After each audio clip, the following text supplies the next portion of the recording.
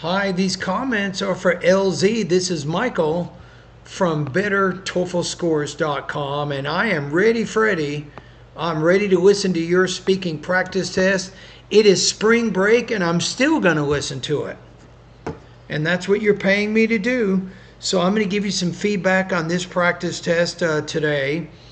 And I have the independent speaking rubrics here. We can kind of look at the different areas to see how you did. And let's take a look at the email that you sent me. So, hi Michael, I will send you today's speaking practice of independent speaking. I await your comments.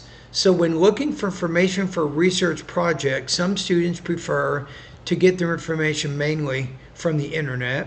Others prefer to mainly use printed materials such as books and academic journals. Which do you prefer and why? Okay, here we go. Sources for a I prefer to use online sources for a research project because of the availability and enormous amount of scientific for a research project online information. First of all, online information is always ready to use for students. For example, while in traditional libraries, finding information depends if the book which a student is looking for is borrowed or not. Okay. Online information is available 24/7 for students. Second of all, the amount of online information is massive. Yeah, if you can find the in-text version of it.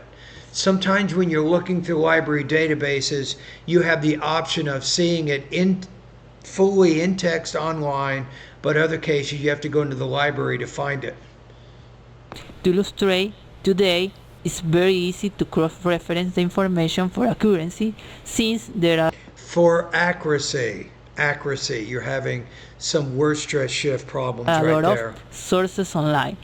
While in a library, you can only check out or carry a few books at a time. Okay. It's much easier to access these materials online because there's nothing you need to carry around other than the digital files that you've downloaded to your laptop computer. Am I right? Yeah, you've made so much improvements. My goodness, so quickly. I'm thinking you're not quite 3 yet. You're still having, I think, in the 2 area, some listener effort is needed. Sometimes you're having some problems with word stress, for example. In other cases, you might be having some problems with your tone. You need to vary your tone a little bit more. I think that'll help you with your delivery area. I think for the most part, I think you're improving, but you still have a limited range of grammar and vocabulary, which prevent you, I think, from fully expressing your ideas. I'm going to give you a score maybe 20 to 21 points out of 30 on this practice test. Let me listen to it one more time without making any comments just to make sure. I prefer to use online sources for a research project because of the availability and enormous amount of scientific online information. First of all, online information is always ready to use for students. For example, while in traditional libraries, finding information depends if the book which a student is looking for is borrowed or not. Online information is available 24/7 for students. Second of all, the amount of online information is massive. To illustrate, today it's very easy to cross-reference the information for accuracy since there are a lot of sources online.